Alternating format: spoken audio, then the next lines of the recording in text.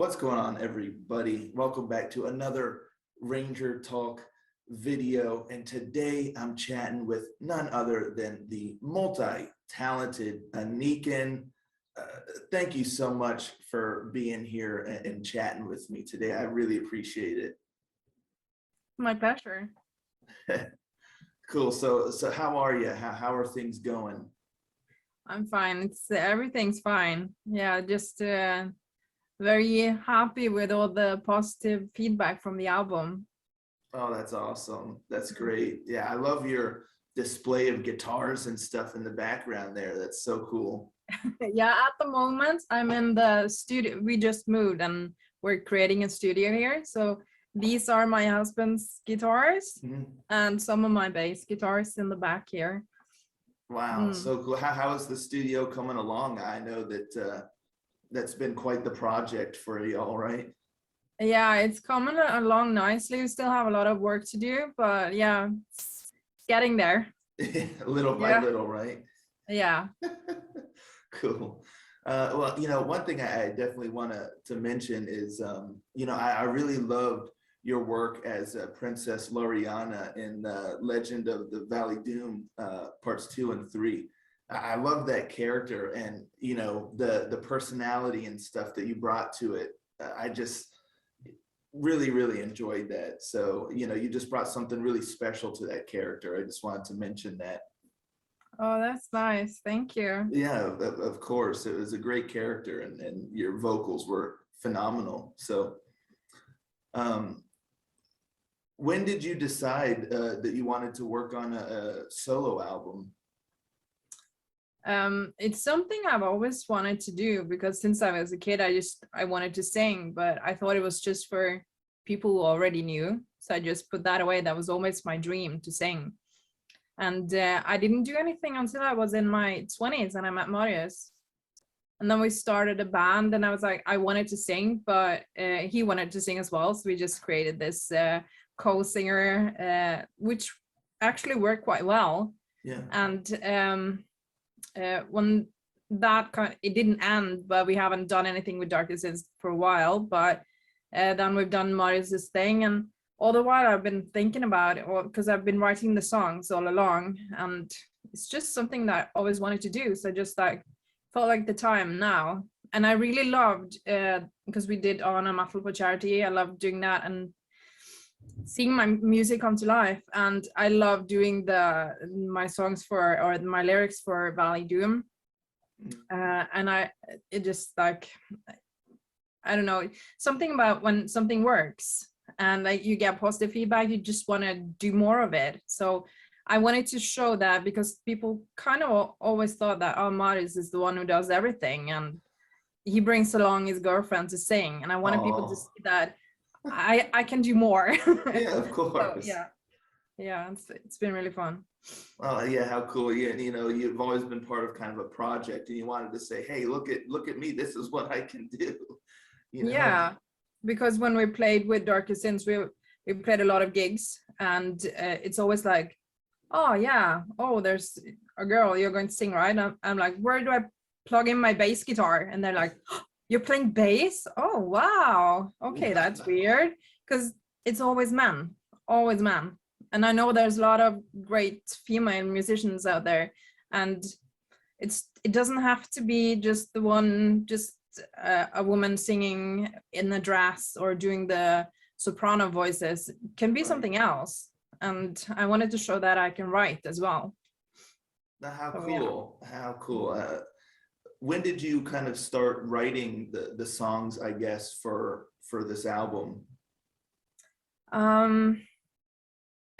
It's been like maybe 10 or 15 years since I started the first one. Really? Wow. Yeah. We started Darkest Sins in 2009 and I started writing a lot of songs then.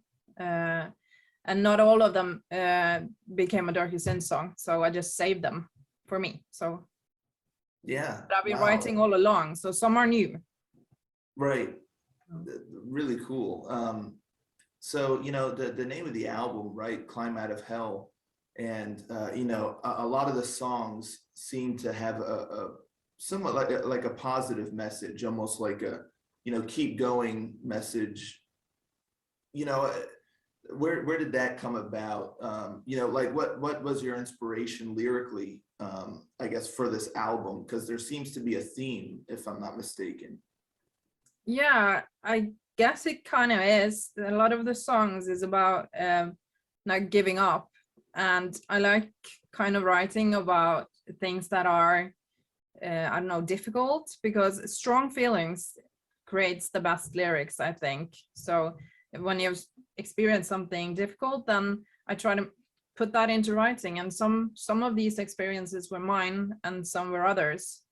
And I just try to put myself inside the situation, and then what would I do, or how would this feel? And so I get an idea and I think a lot about it. How could this, or do I have some words that fits this situation? And then I try to make it into, but I always try to make a positive spin out of it.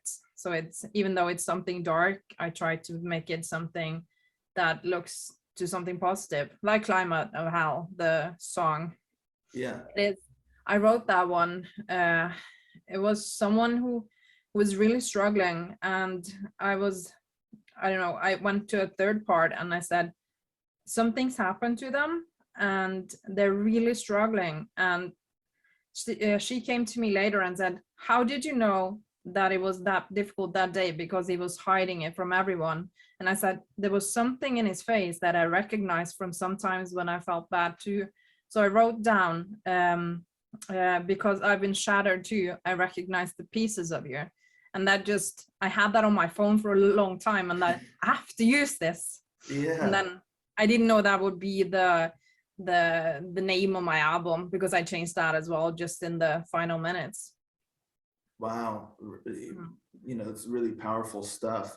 You know, really great lyrics, and I think things like that really resonate with people, because, you know, like everybody struggles at one time or another, right? But yeah, there's always light at the end of the tunnel. Really, I guess you got to look for the positive. yeah. Yeah, I know. I think I've seen that you mentioned that one of the songs as well was dedicated to Chester Bennington, the legendary, you know, vocalist of Linkin Park, who also had struggles, of course. What did that song mean to you? What encouraged you or inspired you to write that song as a tribute for him?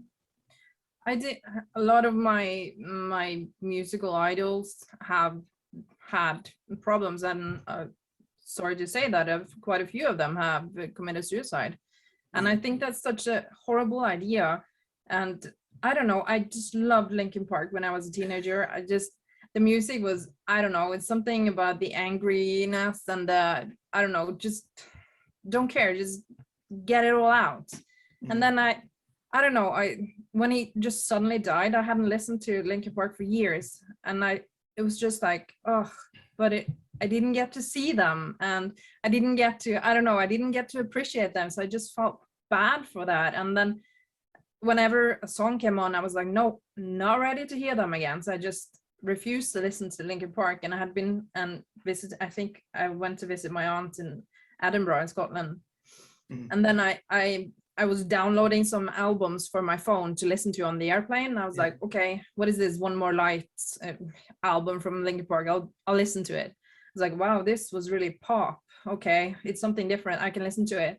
And then the song One More Light came on, and I was like, this is the most heartbreaking song I've ever heard, because I knew that he had killed himself, and it was the same topic. So it was almost like, I don't know, his message. But so I just like, I have to, I don't know, I couldn't get that song out of my head. So I wanted to write a response, but I felt that this was something I had to do with quite a lot of respect, because I don't know, how could my music compare to theirs? And it's not really my style, or it's a style I love, but I don't know how to do it. It's a lot different, yeah. Yeah, so we were like experimenting, and Maurice was helping me, and he's power metal, and everything I try to do that's more rhythmical, he's like, no, we can't do that, just stick to the 4x4. I don't know, just don't do anything different. And I was like, oh, I want it to be more new metal. And he's like, how the hell do I make a new metal? So he was helping me a lot. Yeah, but I think that, well, I can at least stand by the song, because I think it ended up all right and respectful. Yeah, yeah, very cool. You know, that it's always tragic. You know, I'm in the same boat as you. When I was young, you know, a young teenager and whatnot, Linkin Park meant a lot to me as well. I listened to that like crazy. And then after his passing, I hadn't listened for many years. And like you said, when I would hear a song or hear his voice, it was almost like I can't listen to this because it would bring me down, you know. Yeah. And then like how you said, sometimes there's messages there, you know, sometimes Yeah. that are like cries for help almost, it seems Yeah. like, because we don't always know what someone's really thinking. And so I think with your album and with your lyrics, you really hit on that aspect, that emotional aspect of people struggling, and just that there's hope, you know. So I really commend you on that. Thank you. Speaking That's of, what I wanted. I'm sorry. Yeah, that's what I wanted. That's what I intended. So I'm very glad to hear that. Yeah, just really great. You can definitely, you know, get that through the lyrics.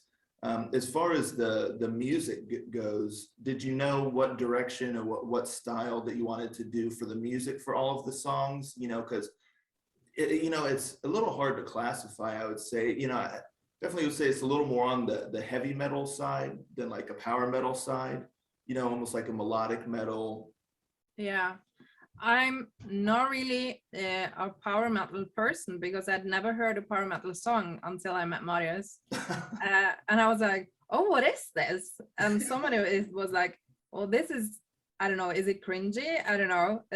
But then I felt there's so much beautiful power metal and so cool music, but I haven't heard it. So I haven't had the history of knowing all these type of songs. So I always loved Metallica and Iron Maiden and AC/DC, and a bit harder like Slipknot, and Yeah. yeah. So I don't know. I like quite a lot of different music. So I didn't want to be just one thing. I like listening to different types of music all the time, and so that's what I wanted. And a lot of people is like, well, make up your mind. Or well, I don't want to do that. I don't want to limit myself to something. But some of the songs, I don't know, there is 3 ballads on the album, which maybe not everyone likes, but some of my stuff starts out as ballads. And then, because I don't play the guitar, I play a bass guitar, but it's not something that I do. I haven't done it for years. So I play a bit of piano, but when I make lyrics, I write it on my phone and then I sing it to my phone. So that's how I have the melody.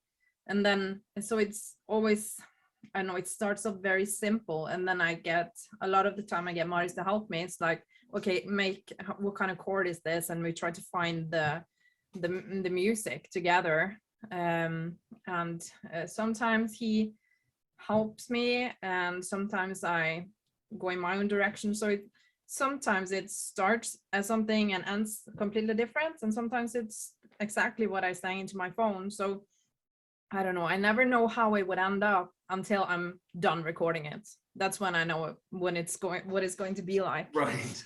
Yeah. That's cool. So you don't really set out like thinking, oh, you know, I want this song to sound just like this, or, you know, I want the album to sound like that. You kind of get the inspiration, you sing the melody into your phone, and then you kind of just progress from there. Yeah.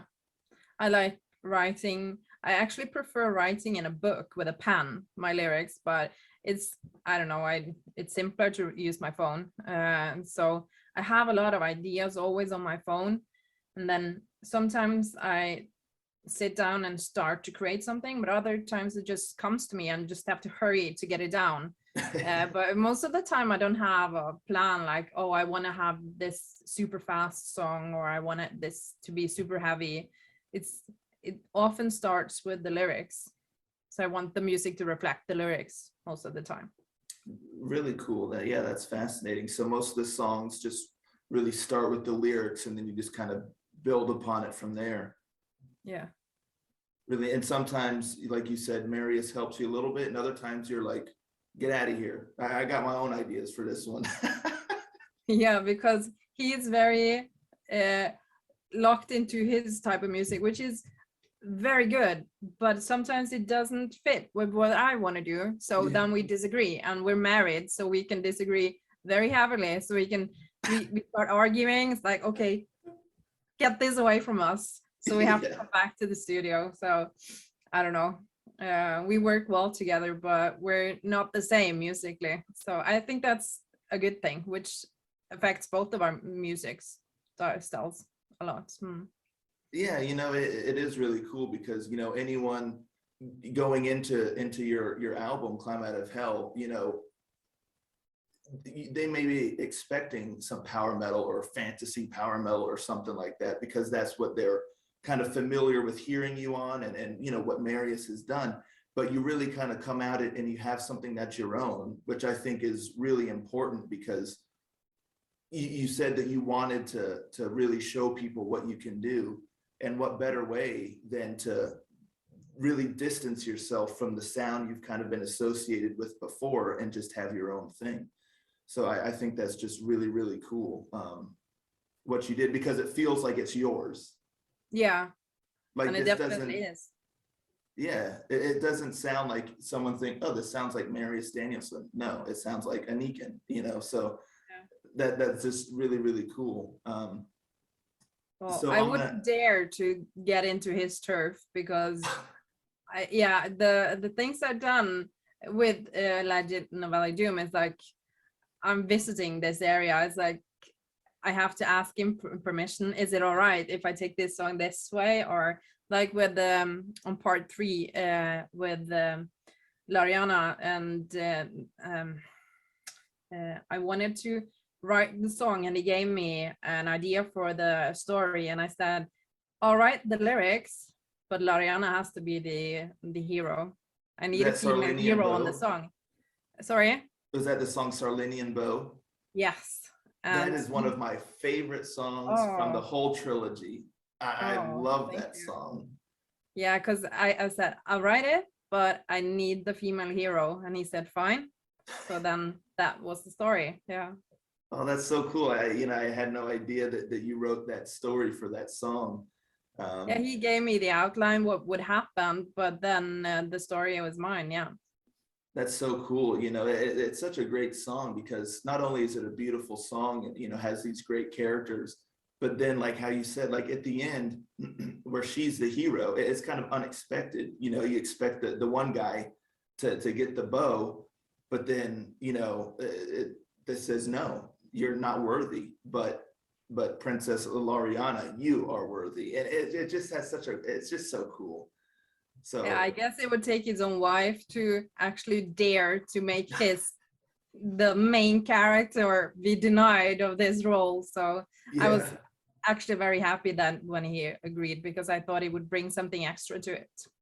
Well, that if nothing else, that's love right there. Yeah. So. Well, I hope he's happy with it as well, though. Yeah, I think it turned out great. Like I said, it's one of my favorite songs in the whole trilogy. So maybe we shouldn't tell him that. I don't know, but Maybe not. But so on your solo album, you play the bass, and No, no, I don't play the bass. No, Marius does that. did you play any of the instruments? No. You just wanted to focus on the singing and the lyrics and all of that. Yeah, I played a few instruments in my life, but the bass guitar was just because we started up Darkest Sins and we didn't have a bass player. Mhm. And Marty said, well, okay, this is a bass guitar. You can borrow mine. And if you put your finger there and then there and then there, that is this song. So we wrote a few songs, and I just knew where to put my hands to play Yeah. these songs. So and when we rehearsed and rehearsed, and we started playing concerts. But every time the band was like, well, maybe we can just jam this song, and I was like, oh, I don't know how it goes. And they're like, Right. okay, just play something. I don't know, because I know my songs. These are the only songs I know, but I played bass for a lot of years, but it's never been something that I'm that comfortable with. And it has to be my own songs, because I have to write the songs and then write the bass part and then Mhm. learn the both of it. So yeah, Yeah, and you wanted to Maris was my focus. teacher there as well, actually. Really? Yeah. Wow. Just really cool. And I know on the album you got several guests as well. How did that work? Did you already have an idea of who you wanted to be guests on the album? Some of them I contacted directly, and like Terry Wopram, he's a friend of ours, and I really wanted him to be on the album because I just love his playing. And he's on Amplified, which is one of my favorite songs, even though it's the last one on the album. But I wanted the ending to be just as good as the beginning, so it was deliberately. And some of them, I don't know, I used some of the guitarists that Marius already uses, Mhm. but he also helped me to get some of them. But I don't know, it's I wanted each of the songs to have something new. I used Bill Hudson for 2 of the songs, and Marius helps along on some of the songs. He only has one of the guitar solos, but he does rest of the guitars and the bass. And I have the same drummer for all of them, and David Åkesson is, and Marius does a lot of the choirs, and I use one guy, Brandon, to do the growl. So it's like I found some people that I wanted to use, and then I wanted to make the solos different for each of the songs. Mhm. So yeah, was the idea behind it.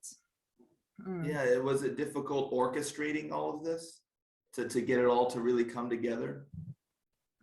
Not really, because that's the magic of studios and being online, that you can do everything at home. Because I've done all of my parts here, not here because we moved, but in our old Right. house. Yeah. So it's, I don't know, it's I love it when I get receive new tracks from musicians. So it's, I love how it's like a puzzle. I put everything together, and then it turns out to what I expected it, or something completely different, because I don't know, it changes the sound. So I like working with a lot of different people. I do that.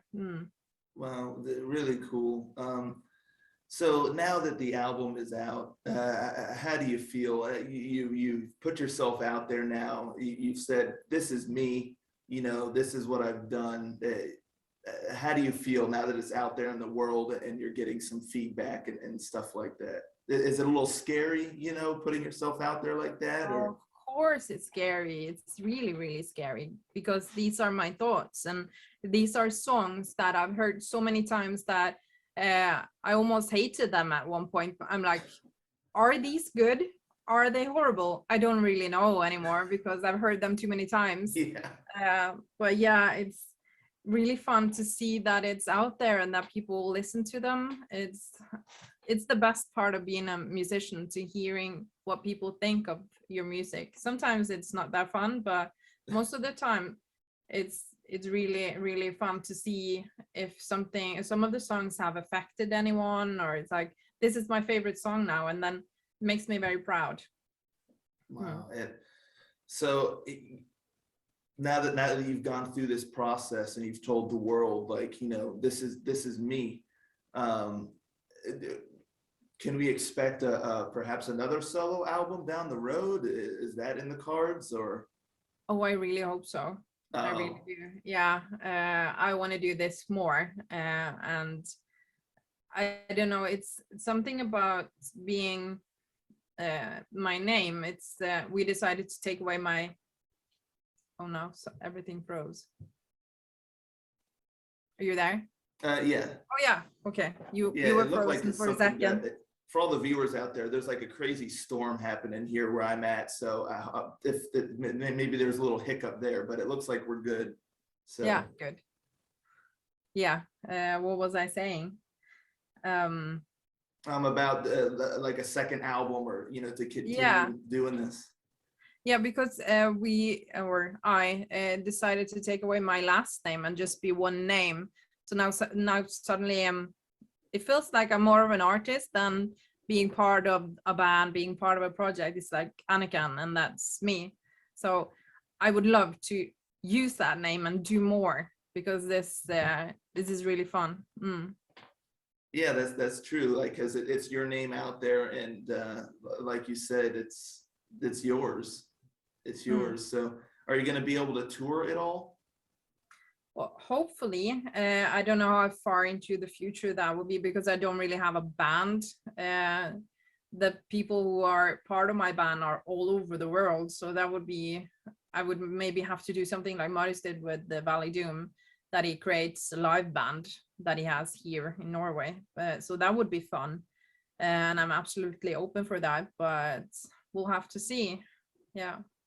Cool. Well, it's great to hear that there's the possibility of more to come in the future, more solo work from you, which is exciting. I think a lot of folks would be excited about that.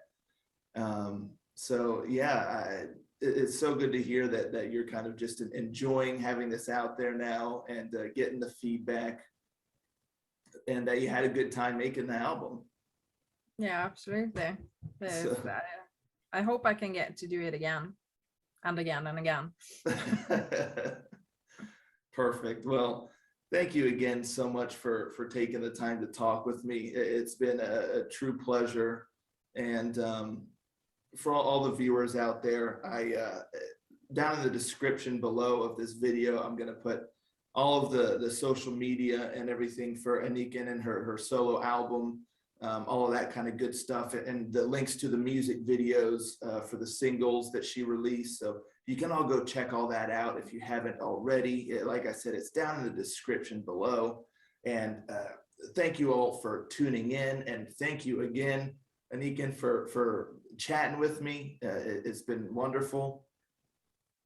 And Thank you, anytime. Thank you. And so that's what I got for y'all, and I'll catch y'all next time. Ranger out.